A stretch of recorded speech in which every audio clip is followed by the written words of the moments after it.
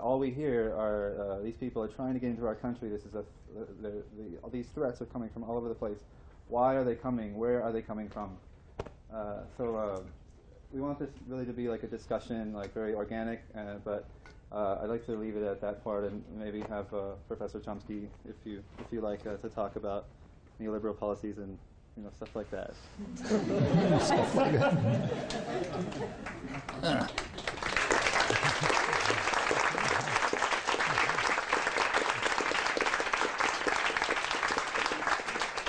Well, my main contribution to this issue is to have two daughters.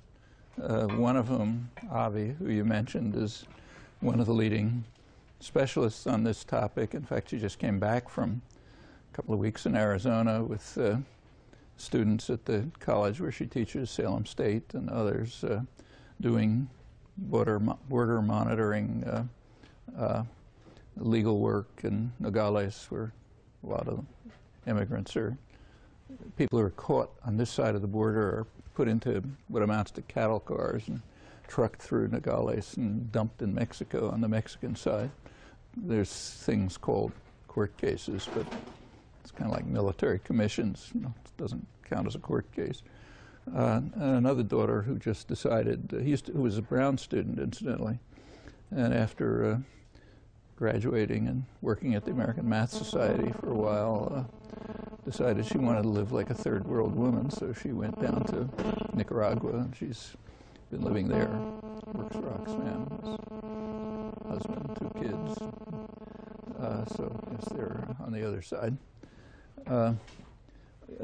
Gabe mentioned that most of this started in the early 90s, and there's a reason why it started in the early 90s. In fact, 1994, the year when Clinton initiated Operation Gatekeeper, militarizing the border, was the same year that NAFTA passed. And it was understood that the effect of NAFTA would be to undermine Mexican agriculture, which may be efficient, but it can't compete with U.S. agribusiness that gets a large percentage of its profits from state subsidies, thanks to Ronald Reagan and other free market apostles. So it's going to undermine Mexican agriculture. It's going to drive people off the land. And they also understood that Mexican businesses cannot compete with U.S. Corporations, huge U.S. corporations, which are granted the right of what's called national treatment in Mexico. So if, say, General Motors invests in Mexico, they are entitled to claim the same treatment as a Mexican company. Now, that's a right that holds only for corporations, not for people. If a Mexican manages to come to New York and asks for national treatment, if he's lucky, he won't be in Guantanamo. But these are special rights granted to corporations, among the many that are granted to corporations well above those that human beings have. And NAFTA enshrined a lot of them. They're also in the World Trade Organization rules and in the whole so-called neoliberal framework. Well, there's another factor. Throughout the 1980s, the U.S. was carrying out murderous terrorist wars all through Central America. A lot of the people who are coming are indigenous people from farther south. Guatemala, El Salvador, these places were devastated. Hundreds of thousands of people were killed. All kind of torture and terror. It was almost all due to, there have been truth commissions, almost all the responsibility of the U.S.-run state terrorist forces, or in the case of Nicaragua, the Contra Army, just a mercenary force. So in some areas, like say the Guatemalan highlands, Mayan areas, it was real genocide. I mean, total devastation. Actually, there are Mayan communities around here. They keep kind of quiet because, as undocumented immigrants do, and also around not too well near where my daughter lives. She's working with Mayan groups that are up there. Well, these people were fleeing from disasters. A part of it was just the terrorist disaster of Reagan's wars. Part of it is the neoliberal disaster. That is the imposition of a certain kind of economic regime which required a cutback in state services, a cutback in the services for the poor and the local development and so on, and acceptance of what's called opening up, which means you give up to the biggest power. So like U.S. agribusiness or U.S. manufacturers who turn parts of Mexico into assembly plants from which Mexico gets very little, but it's good for the corporations. It's terrible for American workers. But that's not one of the goals of policy. I mean, in the United States, for a majority of the population, real wages have pretty much stagnated for about 30 years. That's the neoliberal period. During the period of financialization of the economy here and the hollowing out of production, which means you don't stop production, but it's just done elsewhere, like Mexico, China, Vietnam.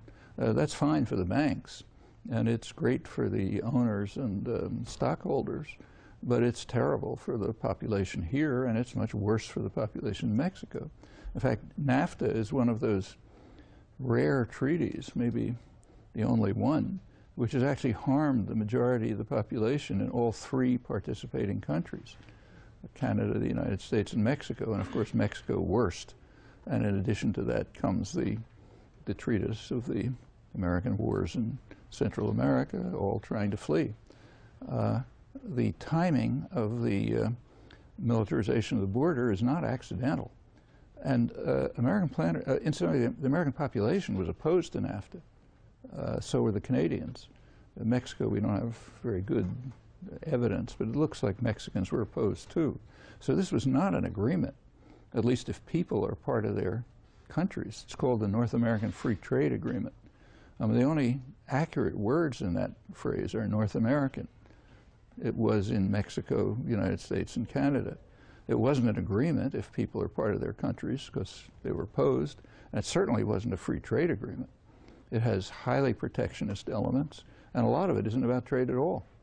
Like, for example, granting national treatment to U.S. corporations has nothing to do with trade. Trade is put in there so you can sort of sell it, and free is put in there to make it sound good. But it's an agreement designed in the interests of the people who designed it. It's not a great surprise. It was designed by multinational corporations and the few states, ours in particular, that primarily cater to their interests. And sure, so they're doing fine. After all, it's their treaty. But the population is not. And there's absolutely nothing new about this. I mean, these are truisms. It goes back to the origins of industrialization. In fact, you can read about this in Adam Smith. We're supposed to worship Adam Smith, but you're not supposed to read him. It's too dangerous. He's a dangerous radical. I mean, one of the things he pointed out is that he was concerned with England. He said that in England in his day, 1776, this is Wealth of Nations, what he called the principal architects of policy are the merchants and manufacturers of England. And they institute policies which make sure that their interests are well catered to, however grievous the effect on others, including the population of England. That's not their concern. And of course, even worse, what he called the savage injustice of the British in India. He's an old-fashioned conservative who had moral values. You'd have to be a Diogenes to find one today. But he was a real old-fashioned conservative. He had moral values, and he could see elementary truths, like the fact that policy is designed by those who concentrate economic power in their hands. And they design policy for their own good, no matter what happens to others. That's secondary. Well, things haven't changed that much since 1776. And now these views are called, radical or Marxist or some other bad word, but they're just truisms. I mean, in a free country, you'd learn them in elementary school. In fact, how else could it work? It's amazing if it didn't work that way. And NAFTA is a perfectly good example. It was designed by, now it doesn't happen to be merchants and manufacturers. It's, financial institutions and multinational corporations. But the logic is pretty much the same. What happens to the population is what's called in economics course is an externality. If you've taken an economics course, you know that when you make a transaction, you buy a car or something, the participants in a transaction, according to economic theory, look out for their own interests. And then they're kind of like side effects, what happens to other people. That's a footnote. That's called an externality. Well, the externalities can be pretty large, like, say, the current financial crisis is an externality. When Goldman Sachs and, AIG and so on make transactions, they look out for their own benefit.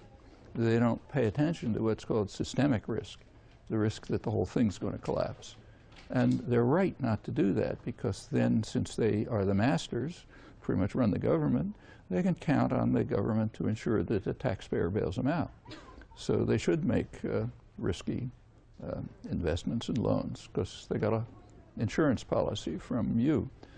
So yeah, that's the way they do it. And there are other externalities which are even worse. Of course, the people of Mexico and Guatemala and El Salvador and the United States, their fate is an externality, but so is the fate of our grandchildren. For example, if you take a look at today's polls, last couple of days, there are new polls on attitudes of Americans towards global warming, and it keeps going down. And by now, about a third of the population think that believe in anthropogenic global warming. Humans have something to do with global warming. It's being relentlessly driven down by a massive propaganda barrage, telling people it's all a liberal hoax. So forget about it. Now, the guys who are running these campaigns know perfectly well that the liberal hoax is very real, and it could destroy the lives of their grandchildren. In fact, it could destroy everything they own. And in their personal lives, decent human beings, they understand that. But in their institutional lives, as, say, executives of a corporation, they have to play an institutional role. The institutional role is maximize profit and market share. In fact, that's a legal requirement, and ignore the externalities. Well, in this case, the externality happens to be the survival of the species. But the logic is the same as systemic risk, the same as Adam Smith's grievous effects on the population of England. These are inherent properties of market systems. And you can call them inefficiencies if you like, but they're massive. Well, NAFTA had these effects as anticipated. Reforms began in Mexico in the 1980s. They were the result of policies. Actually, what happened is the World Bank and the U.S. Treasury and others had been, through the 70s, had been trying to, induce, demand or insist that third world countries borrow like mad from U.S. Lenders. So they were tremendously, these are usually third world dictators. They did what they were told. So they should borrow from U.S. banks, and they did. They were hugely in debt. American banks were wildly overexposed to debt, like Citigroup, which is collapsing now, also collapsed in 1981 and was bailed out by your parents. That's the way the system works. The debt crashed when Reagan came in, actually Carter, late Carter, early Reagan, and Paul Volcker, who's Fed head, raised interest rates very high to wipe out inflation in the American economy. Well, the U.S. went into a deep recession, it's Reagan recession, but it pulled out. It's a rich country. On the other hand, the third world countries couldn't. Their debts were indexed to U.S. Inflation. So as to the U.S. dollar, as it went down, they got huge debts, which they couldn't pay. The punishment for that was what were called structural adjustment programs. In the United States, if the rich guys crash the economy, we bail them out. But in the poor countries, if the rich guys crash the economy, the poor bail them out. It's called a structural adjustment program, meaning you stop public services, you cut back on support for agriculture, you put all your money into paying debts and so on. In fact, the prescriptions for the poor countries are the exact opposite of the prescriptions for the rich countries. Here, when you have a recession, the government produces a big stimulus, you know, it bails out the bankers, and so on and so forth. Poor countries, the opposite. You pay off your debts, you cut back production, you cut back services, and you suffer. That's how you pay it off. The poor people, the mass of the population didn't, the debts were not owned by them. You know, they didn't have anything to do with the debts. The debts were incurred by their wealthy rulers, but the poor pay it off. It's a racket. The racket is known as the International Monetary Fund. The executive director of it, an American, was honest enough to describe it as the credit community's enforcer, meaning if rich banks here make loans to third world dictators and they can't pay them back, then the poor in the country that borrowed pay our creditors here, and incidentally, so does the North American taxpayer. They pay off the banks to make sure that, you know, they're doing fine. It's just what's happening before our eyes. It keeps happening regularly. It's built into the system. Notice that this is exactly the opposite of what a capitalist economy would be. I mean, there's a lot of talk about capitalism, which is mostly a joke. I mean, in a capitalist economy, if I lend you money, and you know that, and I know that it's risky, you know, so I'll lend it at a high interest rate because it might go sour. So I make a lot of money for the interest. And if it turns out at some point that you can't pay, that's my problem. Not in the international scene. If Citigroup makes a loan to Mexico and knows it's risky, so they high interest rates, so they get a ton of profit, and then it crashes, doesn't work like a capitalist system. They don't pay for it. They don't suffer for it. The American taxpayer bails them out, and the poor in the poor countries have to pay off the debt by structural adjustment programs.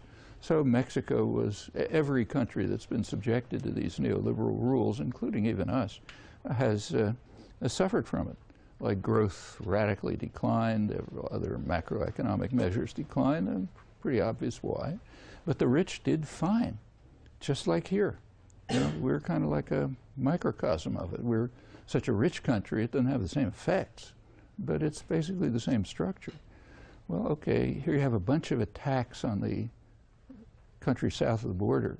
The neoliberal programs, the terrorist wars, you know, the flooding of their productive apparatus by subsidized U.S. Agribusiness by major U.S. corporations they can't compete with. Well, the obvious effect is there's going to be a flow of people from the devastated countries to the rich country, which is responsible for it. So that's illegal immigration. Up until the early 90s, the border was pretty open. It was a porous border. Same people lived on both sides. They'd cross the border to visit their families and that sort of thing. Like other borders, it was based on conquest. The United States just conquered half of Mexico. What we call the Southwest is Mexico. That's why the city names, you know, San Francisco, Los Angeles, are all Spanish names. Yeah, it was Mexico. We conquered it. And it was a pretty open border. But once it was clear to the Clinton administration that there's going to be a flood of people coming as a result of the policies they're imposing, they militarized the border. That's why it starts in the early 90s. And it's gotten harsher and harsher. As the effects get worse and worse, the punishment gets harsher and harsher. And it has an internal effect here. It's a way of disciplining the domestic population here. So I don't have to tell you, there's huge propaganda here to get people to blame their plight on illegal immigrants. You know, if I don't have a job and like my wages have stagnated for 30 years because the liberals are giving everything away to the illegal immigrants. You want to hear this, just listen to Rush Limbaugh, you know, Glenn Beck, Sarah Palin, Tea Parties. So it's a good way of making sure that the people who you're smashing in the face don't do anything about it and blame someone else. Like the Nazis blamed the Jews. You know, okay, we blame the illegal immigrants and the blacks. They're the ones who are responsible for what we're suffering. So it's a way of controlling and disciplining this population too. And it's not that they didn't know what they were doing. They knew exactly what they were doing. You go back to the top planning around 1990, at that time in the government. For example, there was a Latin American strategy workshop in the Pentagon in 1990, where they were looking over the long-term consequences, actually, of U.S.-Mexico relations. And they decided that U.S.-Mexico relations were great. It's true that Mexico is full of torture and starvation and these insignificant things, but relations were great. But they noticed one cloud on the horizon. The cloud was what they called a democracy opening in Mexico. There might be a democracy opening in Mexico, which would threaten the domination of U.S. economic and political power over Mexico. So you had to stop a democracy opening. Well, one way to do it was NAFTA. That, in fact, it was understood that NAFTA, I'm quoting now, would lock Mexico into the reforms. The term reform doesn't mean reform. It means, doing things our way. That's called a reform.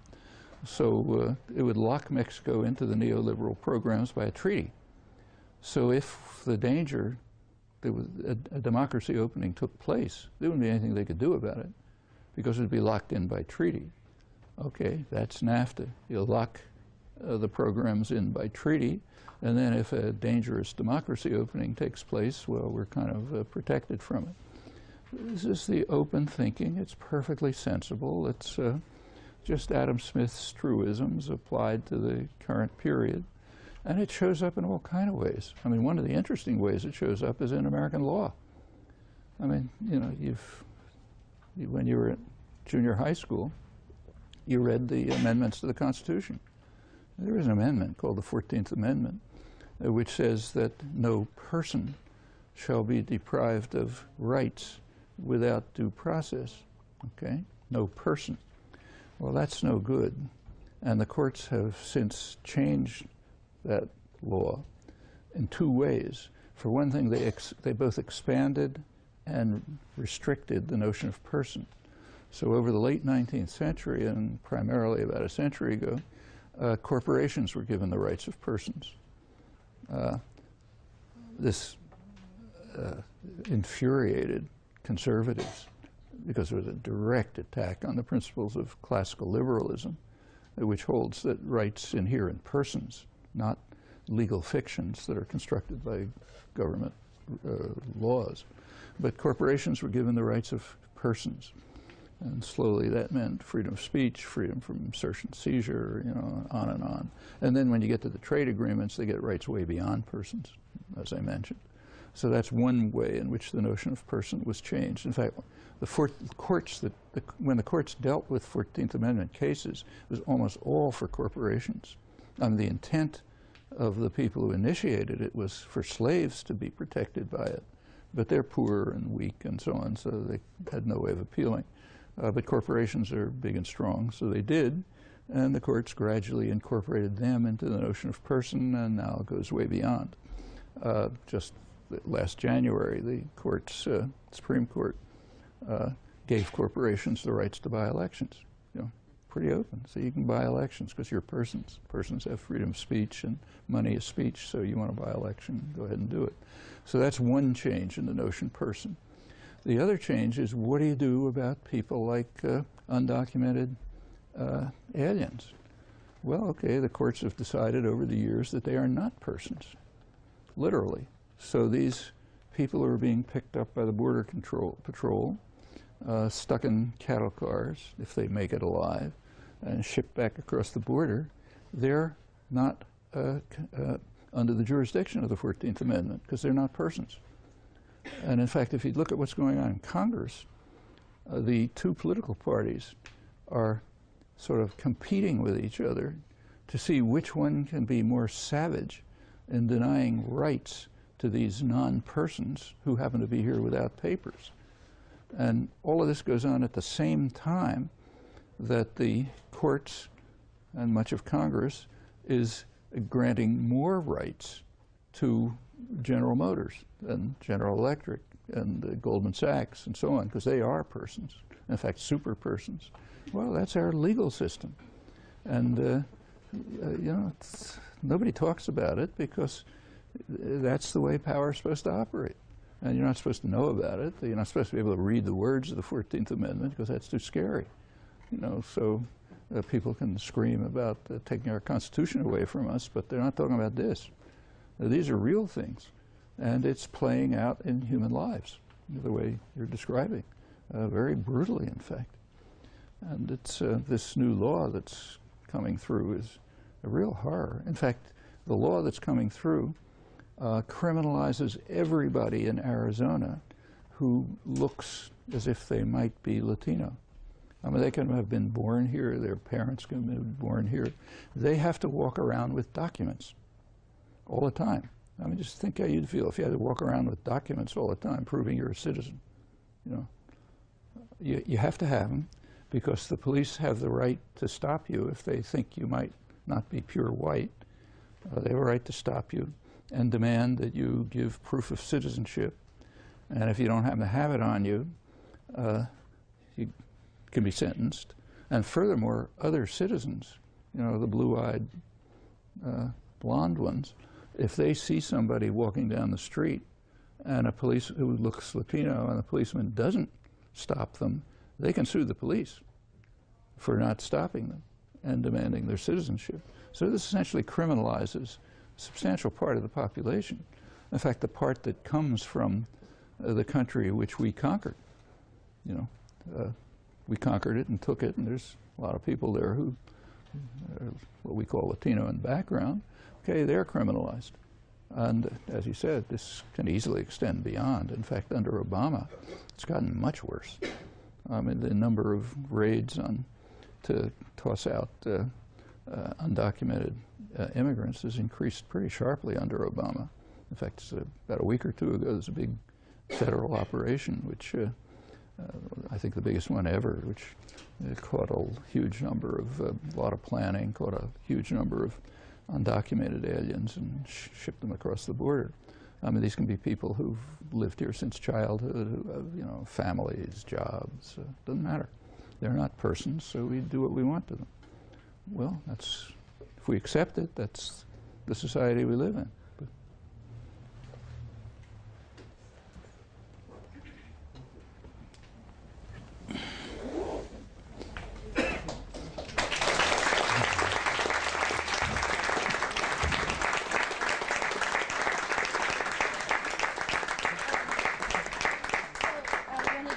Chomsky for kind of illuminating a bit of the background as to why we're seeing the border look the way it does now, and some of the economic policies and also the political decisions that have been influencing that. And so we're kind of hoping to have a bit of a conversation now about what is happening on the border, how those broader economic and political decisions are, as you aptly put it, playing out in human lives.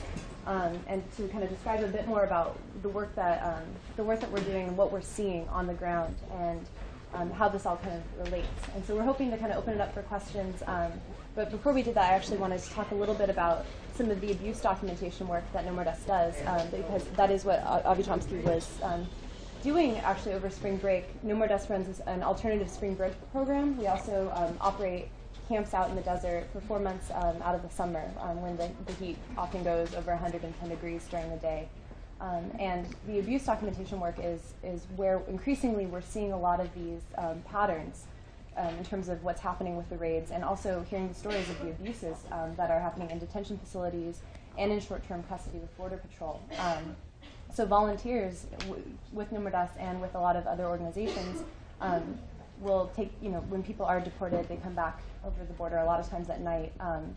They'll, have medical care available to them, food, a phone call home to maybe tell their family what happened. And it used to be more so that a lot of the stories that volunteers were hearing from migrants that were being deported were the stories of subsistence farming that was pretty much undercut by these broader policies. People that had lost everything and had no choice but to come north to try to take care of their families. And increasingly now, with the abuse documentation work, we're hearing more stories of long-term residents that have been people that have lived in the U.S. for 10, 11, 15, 20, 30 years, maybe their entire lives, aside from when they were little kids and they came over with their parents, who have been picked up in either these ICE raids or they have been reported to ICE by employers, if they're asking for an increase in their wages or something like that, are caught up in the criminal system and are being deported through some of the subtleties of immigration law in the U.S. That are reporting also. I mean, that's one element of it. So profiles, where we're hearing a lot of stories of families that are being broken up, that are being completely split apart, people that are trying to get back into the U.S. To reunite with their spouses and their children and their jobs and their communities. But we're also hearing a lot more stories of extreme abuse at the hand of Border Patrol officials and people in these detention facilities as well. So there's a lot of stories that even came out of the spring break just recently of Border Patrol officers breaking bones of people that they encounter, of pushing people into cactus that they encounter in the desert, of psychological torture in terms of, say you're picked up and it's very, very hot out there often, and then you're put into a truck crowded with a group of other people, and then the AC is turned on. You're already dehydrated, and what that does to your system. People being forced to sign documents that aren't translated for them and signing against their will, having their possessions thrown away in front of them. And so that's another element that we're hearing that kind of is changing this dynamic, too, along of what's happening on the border, but also what's happening in communities domestically, how families are being broken apart, how people are trying to get back in to see their family, and how border militarization is playing a part in that. So I just kind of wanted to describe a little bit about that, because that's another element besides the death toll, which by all accounts is largely inaccurate because a lot of people that go missing are never found. But there's also these extremely severe abuses that are happening to people as well that are crossing in and being picked up. Well, most of this is for you, but just one comment on the incarceration. The incarceration is a neoliberal phenomenon. If you go back to the 1970s, before the neoliberal programs were instituted here, the rate of incarceration in the United States was approximately the same as Europe, a little bit on the high end, but pretty much the same.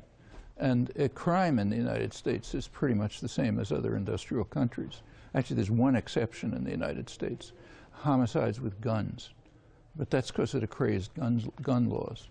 But if you take that away, you look at the rest of crime, it's approximately like other comparable countries, and the prison rate was too. Now the prison rate is about 5 to 10 times as high as other comparable countries, not because of more crime. This is a way of getting rid of the superfluous population. It's mostly black or Hispanic, mostly men. And if you look at the history of African Americans, and the reason was that as the economy started becoming financialized and production gets hollowed out, there just aren't jobs for these people. They're superfluous. I mean, in one of our dependencies, like Colombia, the way they handle it is by what's called social cleansing. You send out the military and the paramilitary and you murder them. Okay, we're more civilized, so we throw them into prison. But the incarceration rate has risen steadily from the late Carter years through Reagan, through Clinton, right up till today, as the neoliberal programs have proceeded. So yeah, that's another aspect of it. And in fact, if you take a look at the history of African Americans in the United States, I mean, we all know that there was slavery until the Civil War. What very few people know is that slavery was reinstituted after the Civil War by criminalization. There was a compact between the North and the South in 1877 after Reconstruction was ended, which essentially allowed the South to criminalize black life. Literally. Some black guy's standing on a street corner, you can arrest him for vagrancy. He looks the wrong way, or somebody claims he looks the wrong way at a white woman, you can arrest him for attempted rape. The charge may be $10, but the system's set up so he's in there for life. He has to pay the corrupt judge and the lawyer, and he doesn't have it, so they're in there for life, and they became a slave labor force. In fact, a lot of the U.S. Industrial Revolution is based on slave labor from criminals in the South, what are called criminals in the South. Like U.S. Steel would go down there and, terrific labor force. The state gives you the workforce free. You don't have to pay any attention to them. You If they die, you get more. It's an endless supply of cheap labor. And much of the American Industrial Revolution, you know, steel, mines, and so on, comes out of that. Well, that went on until the Second World War. The Second World War, you needed free labor for war industry. So it ended, and there was a black migration to the north, and there were jobs because people had to go into war industry. There was a huge increase in production.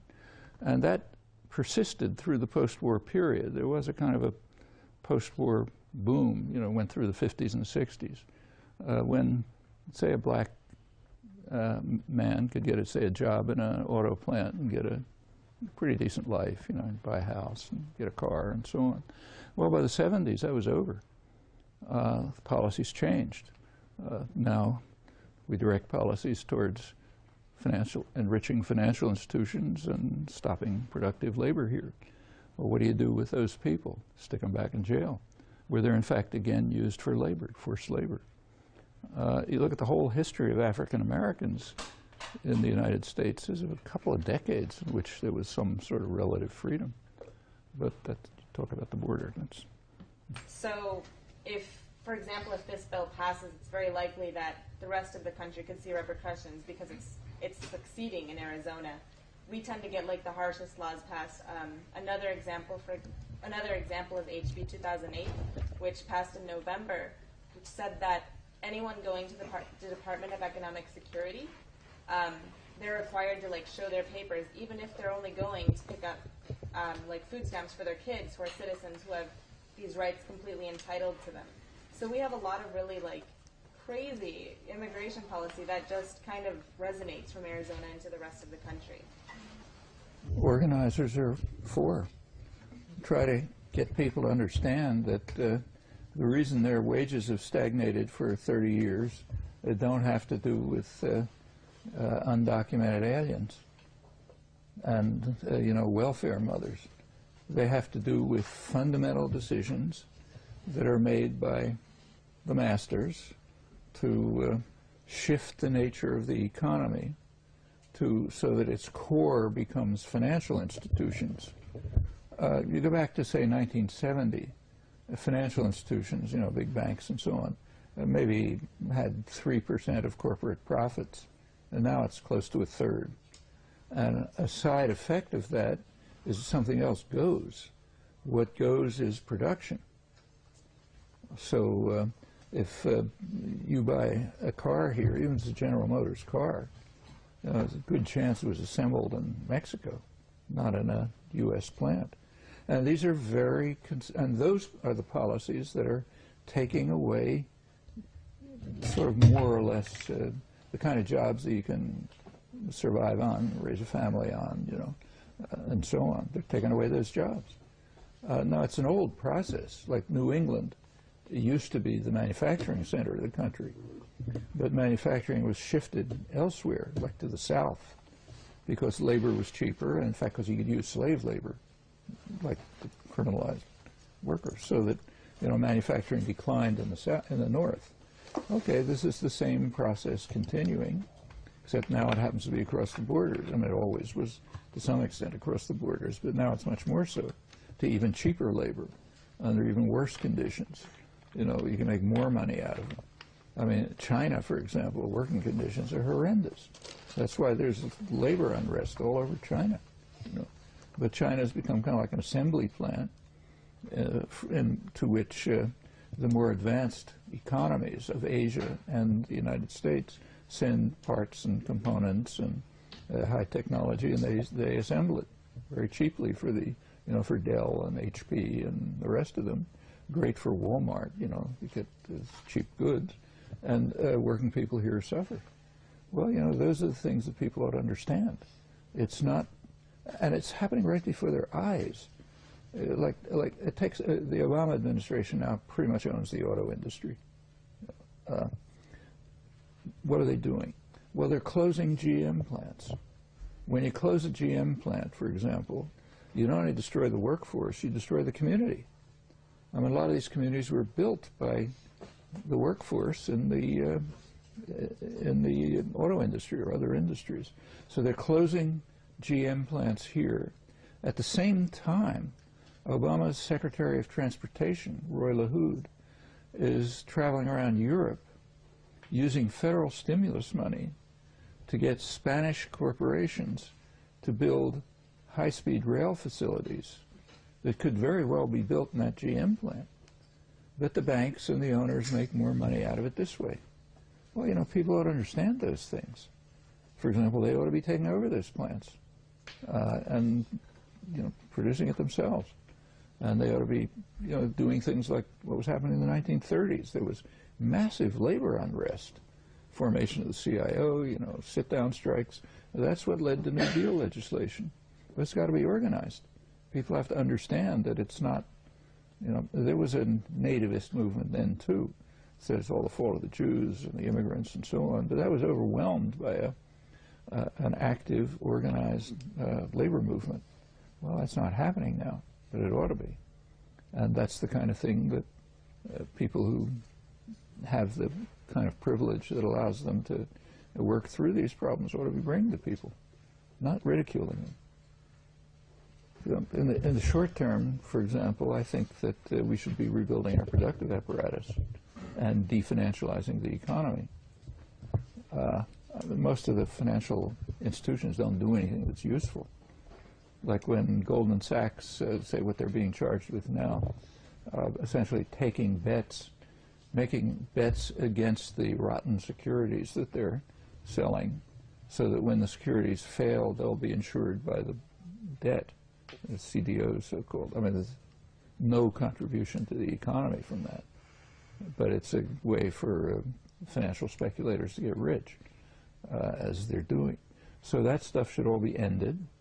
You know, there should be banks that perform the function of banks. You know, you want some money to buy a car, you borrow some money from a bank or something at a reasonable rate. Okay, that's what financial institutions should be doing. And as far as the productive apparatus is concerned, it should be rebuilt. Now, those things don't happen by themselves. There's a reason why, say, the Asian countries are growing and developing. South Korea, Taiwan, Japan, China, to a lesser extent, Singapore. They have government programs. They have strong governments which establish industrial policies, which target investment, and lay the basis for productive growth. Now, that's our history, too.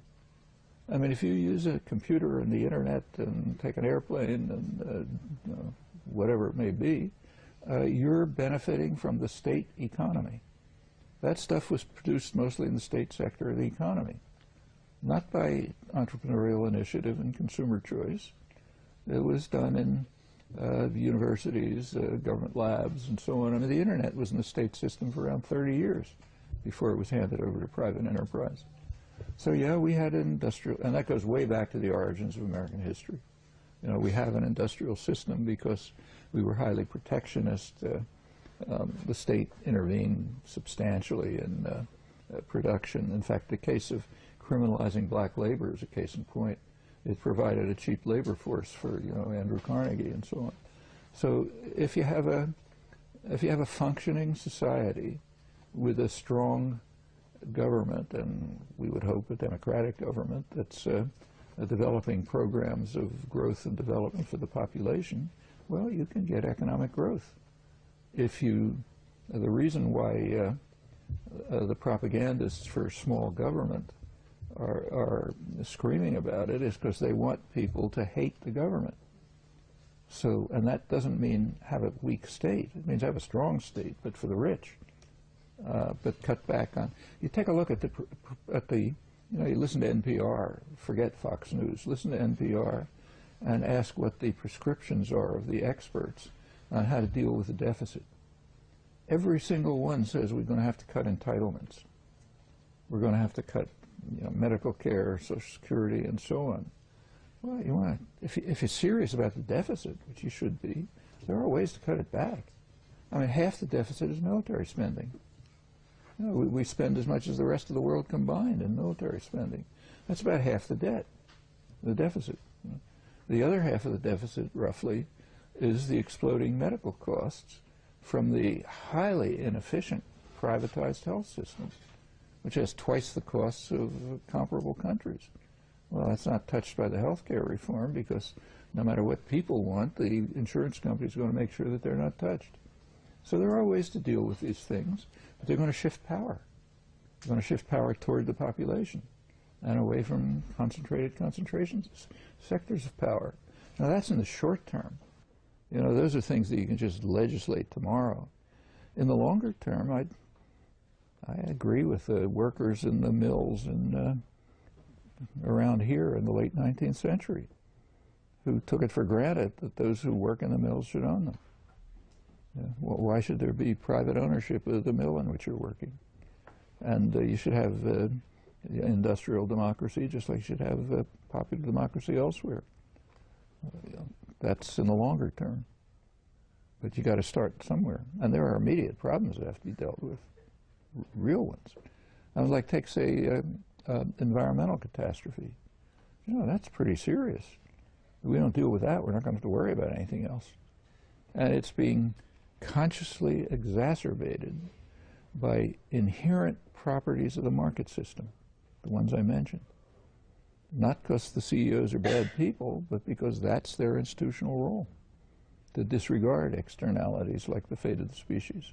Well, we better do something about that, or there isn't going to be much else to worry about. Well, first of all, as far as the Border Patrol having a brown population, about half of all Border Patrols are like non-white, and it doesn't really come into play when they're, apprehending migrants. There's no you would assume there's solidarity, but there really isn't. There's a big disconnect between Mexicans who believe that they have earned the right to come here because their family was born here, and those who have come here recently.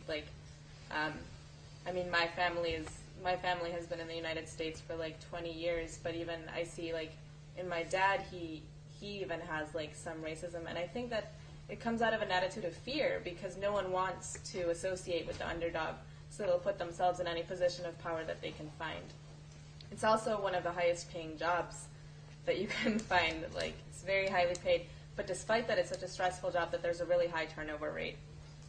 And as far as Border Patrol and the organization interacting, we've been dealing with increasing tension between Noam and the Border Patrol because about a year ago, 13 people were given tickets for littering because we were leaving bottles of water in the desert.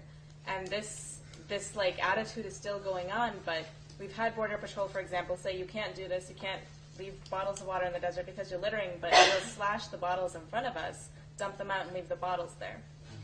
So it's just an increasing tension, which we're trying to dissipate as an organization because we don't want to have that tension. We don't want to fight. We just want to be able to do our job. But there's a lot of negotiation that people are trying to make happen, but it's really difficult because of the high turnover rate. There are so many new Border Patrol agents all the time that it's impossible to build relationships. And that's actually done on purpose. As an organization, they don't want Border Patrol agents to build relationships with anyone in the area that they're working in. Well, there's a policy now where they, with Border Patrol placement, because there's multiple sectors, Border Patrol throughout the country. And we just operate within the Tucson sector, which is the most deadly. There's over 50% of all the deaths that occur on the border happen in the Tucson area. And there's a policy on the books to switch people's placements every 6 months. So you prevent them from maintaining ties. So I really see a lot of border policy and militarization about breaking up communities and preventing communities from organizing together. And I think that the racial component of it is a really strong element. And I think that's what this new legislation is also reflecting. So thank you for coming. I guess we'd like to point out that No More Deaths always is taking volunteers. Over the summer, if you want to come out and volunteer, that's great. You can just go on our website and apply.